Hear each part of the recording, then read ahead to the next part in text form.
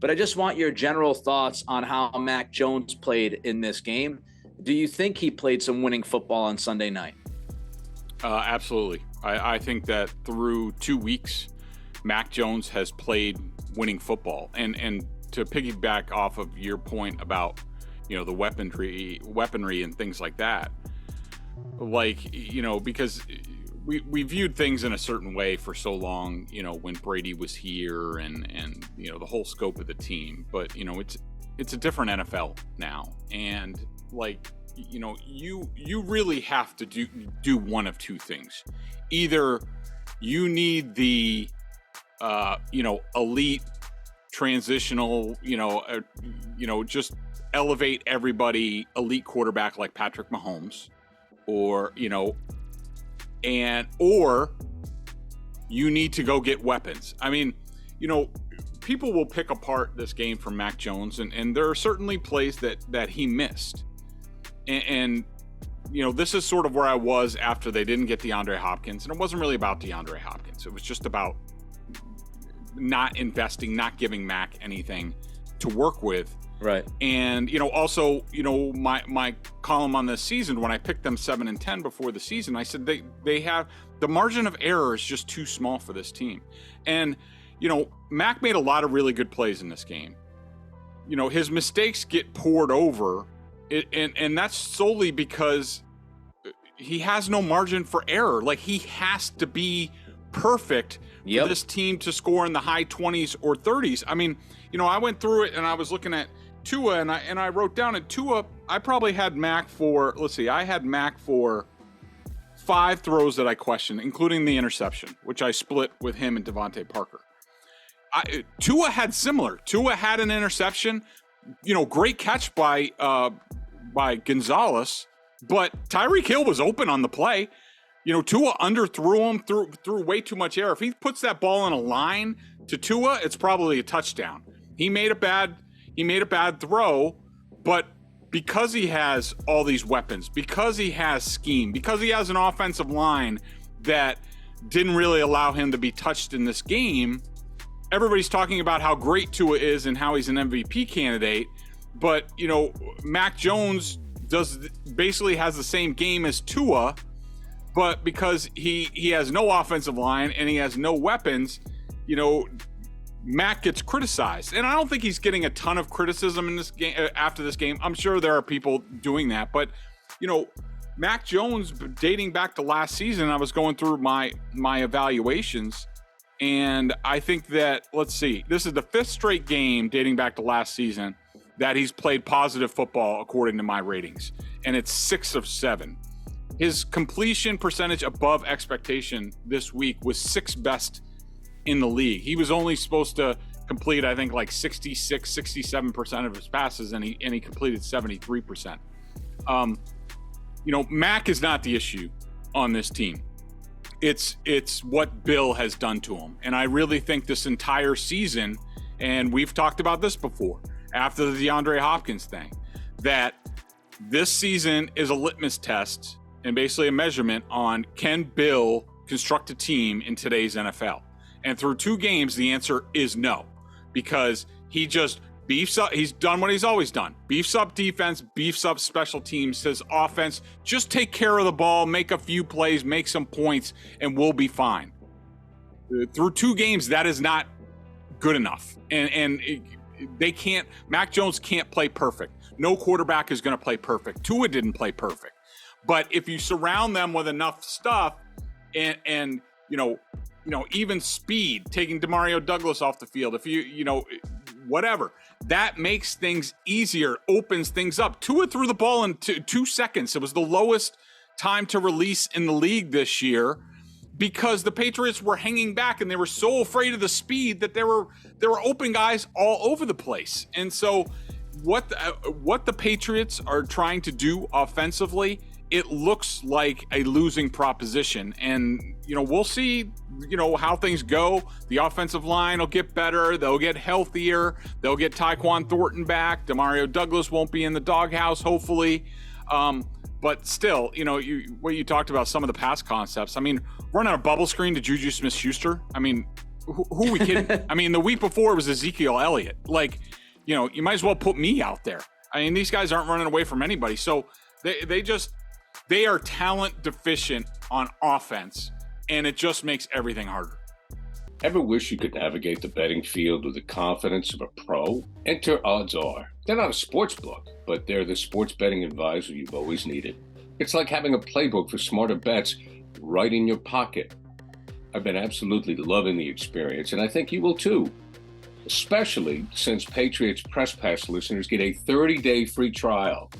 Elevate your game day and join the smart betting revolution. Go get it at oddsr.com/presspass. That's oddsr.com/presspass.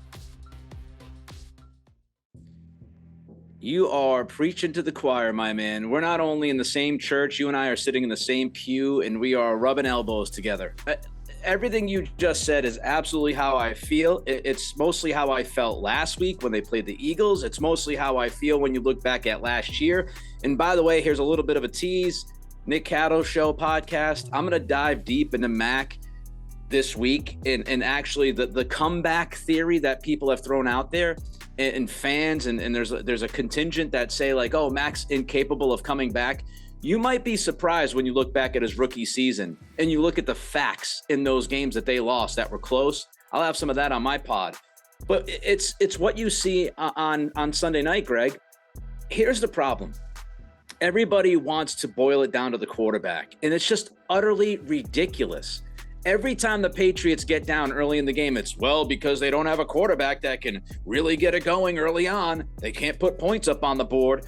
When they get down and Mac Jones can't score, 3 second-half touchdowns, it is somehow on Mac Jones. And the way it's handled is he gets like 90% of the blame. Perfect example on Sunday night. This team at the half was down 17-3 by really no fault of Mac Jones. Go back and watch the game. You're down 17-3 at the half because your offensive line stunk. Greg highlighted Cole Strange on that first drive. He single-handedly ruined that drive by himself. So congratulations to Cole on that one. I know he might not be ready, but that's what happened. You had the Pop Douglas fumble when the Patriots were moving the ball. That is certainly not on Mac Jones. And the defense. The defense gave up 17 points in the first half. They gave up 237 total yards. Miami was 3 for 5 on third down. They were 2 for 3 in the red zone. The reason why you were down 17-3 at the half was not because your quarterback play. It was because of offensive line play, the fumble, and your defense did not do well enough in the red zone. Those are the facts, whether you like it or not. And Mac has become this scapegoat. It's just so easy to throw Mac under the bus because you just go back and think about Brady. And it's been unfair for this guy since he stepped into Foxborough. It really has been. To piggyback, to add fuel to your fire. I mean, this so far through 2 games, this reminds me a lot of 2019 with Brady, when Brady didn't have much to work with. The offensive line wasn't that good. And, they were 8-0 at one point, but we know that, that was the schedule. I mean, if the Patriots had those cream puffs to start the season, they would be this group would be 8-0 as well. But, Brady was miserable because he knew the Patriots didn't have it. And, they're just right back in the same. Brady couldn't rescue that group. Mac Jones can't rescue this group. And, it's going to take, they are going to have to be perfect on offense. They're going to have to run the crap out of the ball. They're going to have to incorporate more play action. And the other thing I wanted to add, I think a lot of Bill O'Brien, and I do think he's really good. And I think the game plans that you're seeing, I'm sure they're going to get criticism. And, it looks a lot like Matt Patricia last year, blah, blah, blah. Like, I'm sure there's a lot of that, which I don't disagree with. But he's smart enough to know. He knows. He's like, we can't block any of this stuff. But I do think that Billy is a little bit too in love with some of the concepts that he had at Alabama, the RPOs, the quick game, and stuff like that. That stuff works and looks a lot better when you're at Alabama with Alabama talent compared to what you're playing against. And right now, the Patriots offense is the other side of that coin. Right. They're Troy, they're Auburn, they're, whoever gets outclassed by Alabama. That's what Billy is working at a talent deficiency, just like Mac Jones is, and there's no other way out of it other than they're going to have to attain perfection on offense, and that's a tough way to go. Yeah, you can't ask any quarterback in the league to be flawless. You know, you watch Patrick Mahomes. I think it was 3 years ago. I don't quite remember which year it was, but Patrick Mahomes, by a significant margin, led the league in interceptions that were dropped. He made a ton of mistakes like 3 years ago. I think it was Tyreek's last year or something. I'm trying to remember. But the point is, quarterbacks make mistakes. Every week, quarterbacks will make mistakes. Every week, quarterbacks will miss guys that are open. Not every week will they turn the ball over, but they will throw their share of interceptions. Guess what? If you're waiting for Mac Jones to be flawless, it's unreasonable expectations. You'll be waiting for the rest of your life because nobody is perfect. And I know you just witnessed the GOAT for 20 years, and the guy was as near perfect as you can be for most of the time.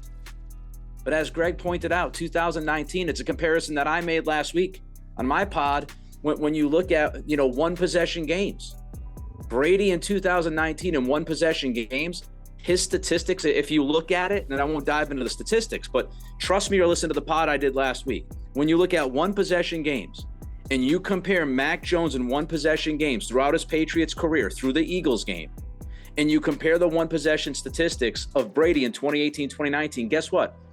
Mac Jones has better stats than Brady does.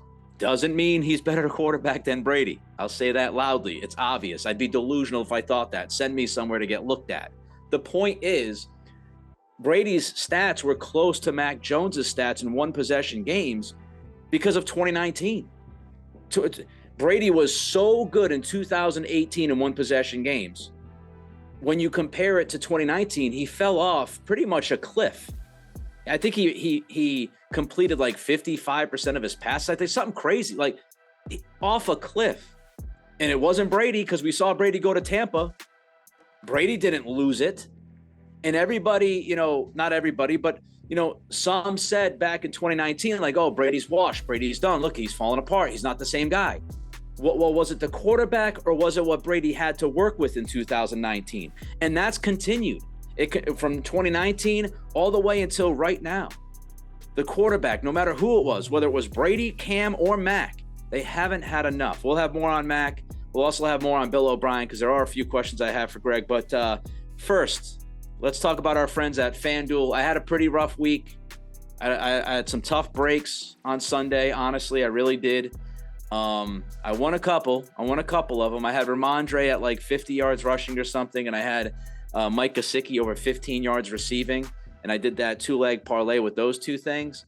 But I came up just short a couple of other bets. But FanDuel is a fantastic place to check out. I have won more than I have lost there by far. The CLNS Media Network is powered by FanDuel. Sign up at FanDuel.com/Boston and get in on the action with $200 in bonus bets guaranteed when you place a $5 bet. That's $200 in bonus bets. Win or lose. Just the two more things about Mac, Greg. I thought it was interesting. I don't know if did you watch the Saints game last night at all? A little bit, but I saw your tweet, and I don't disagree. That dime pass, the Mac Jones to Kendrick Bourne, that Kendrick doesn't catch, but who was it on the Saints? Olave. Yeah. So if you didn't see it, I don't know if you can go back and watch it, anybody listening or watching us here on YouTube, but it's just really a simple point, but I think it crystallizes what Greg has brought up and what we've talked about here about the difference between weapons, like top tier weapons and guys that are good but not great. Mac had the throw to Kendrick Bourne down the sidelines on Sunday night. It was a perfect bucket throw, and Bourne doesn't come up with it. If you watch last night, Derek Carr throws a down the sideline pass, not nearly as good of a pass as Max was, but he makes a good enough throw and allows his receiver, who is Chris Olave, a guy who was a star at The Ohio State, and I believe he was a first-round pick. Yeah, he was a first-round pick a couple years ago for the Saints, and he makes a spectacular catch. That is the difference. You're working with Kendrick Bourne versus Chris Olave. In Bourne, people said, oh, well, he got his wrist grabbed. Fight through it. And we'll talk about this, I'm sure, in a little bit, Greg, with Devontae Parker on Sunday night. Fight through it. That happens almost all the time. Defensive backs are always grabbing an arm or grabbing a wrist or grabbing a little tug of the jersey. You've got to fight through and make the play for your quarterback. And I just thought this was fascinating too, Greg. Just reading over some of the rating stuff that you mentioned earlier here on the pod about how Mac has played consistently good football over the last 6 or 7 games. Put that in perspective, Greg, because Mac's played well the last 7 games, 6 out of the last 7. But we're now looking at a football team with your quarterback playing well.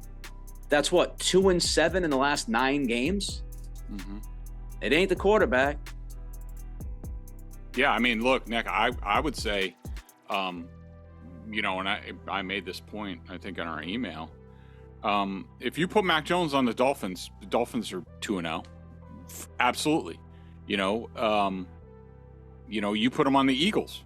The Eagles are 2-0 as well. I mean, I think that, and just going through it, just so people know. So let me give you the plays that I did not like from Mac. So there was the drive before halftime. There was a 3rd and 9 to Devontae Parker, and it was incomplete. And I think they had to kick a field goal there. Now, I didn't like that. Mac stared down Devontae Parker. And do I think Devontae Parker could do a little bit more? And it was on his hands, and it was actually in a good spot because he threw it away from the safety. So it was a pretty accurate throw. But, what Mac needs to do there, in my opinion, is, he has to know that that's going to be their backside. He needs to keep the safety off, look off the safety, look right, and then come back and fire that ball in there. He could use a little bit more juice there. There was a throw to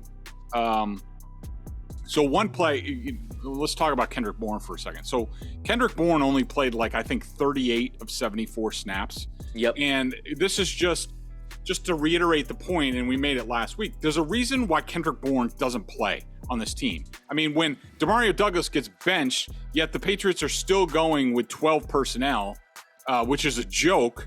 When they're not putting Kendrick Bourne out there, they don't have a lot of confidence in him. And there's reason to. There was a play where Mac threw it slightly out of bounds. Kendrick caught it, but it was just out of bounds near the goal line. That play was absolutely infuriating to me, the way Kendrick Bourne ran that route. And I think Collinsworth said something about it that, he turned it up too early. So Kendrick, basically that play, and they had the coverage they wanted. It was man-to-man. We've seen Wes Welker, Julian Edelman run this same sort of seam pass. Gronk, same sort of thing.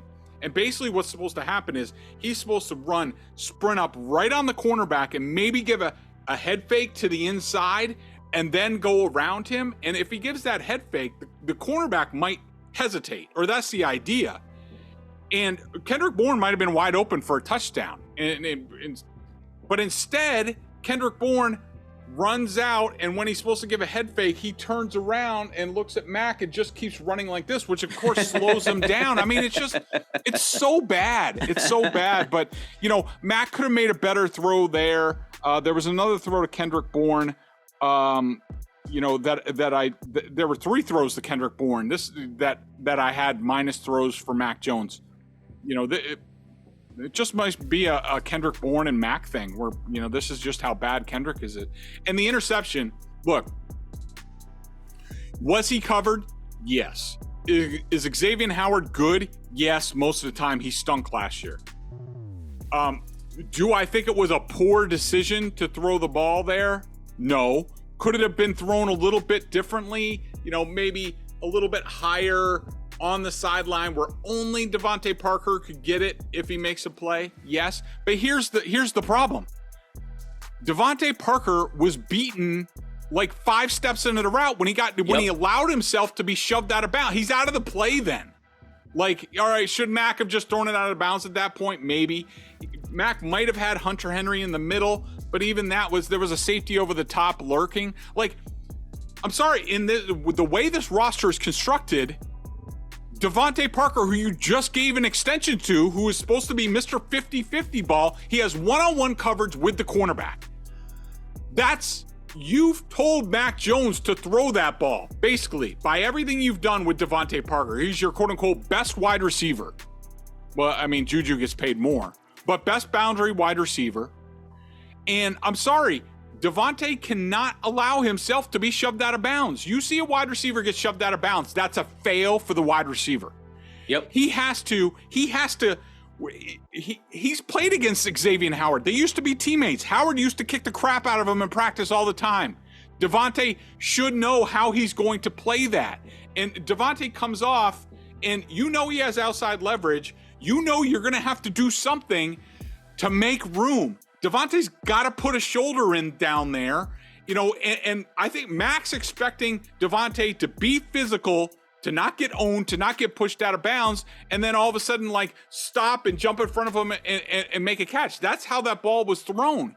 And so I don't think it was an egregious interception. I split it between the two of them. I lean a little bit more towards Parker, where, he at least has to break that up so it's not an interception. But his punk ass got pushed out of bounds. When you see a receiver get pushed out of bounds, you've lost. And coaches will tell you that's not being physical enough. And Devontae Parker's got to be more physical than that, and he can't allow himself to be ridden out of bounds. That's a fail for the wide receiver.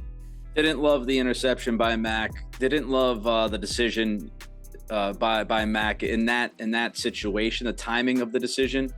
And he could have made a better throw. But I also agree with you on Parker. Dude got bodied.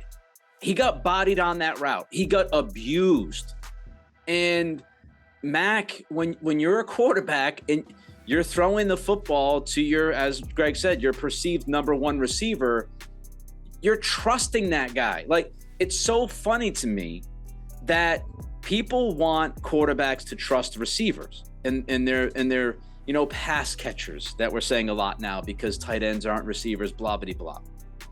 And then when a quarterback trusts one of their pass catchers and the pass catcher doesn't give the quarterback 100%, again, we go back to it's the quarterback's fault. With the busy fall season already in swing, you might be looking for wholesome, convenient meals for jam-packed days. Factor, America's #1 ready-to-eat meal kit, can help you fuel up fast with chef-prepared, dietitian-approved, ready-to-eat meals delivered straight to your door. Head to factormeals.com/PressPass50 and use code PressPass50 to get 50% off. That's code PressPass50 at factormeals.com/PressPass50 to get 50% off.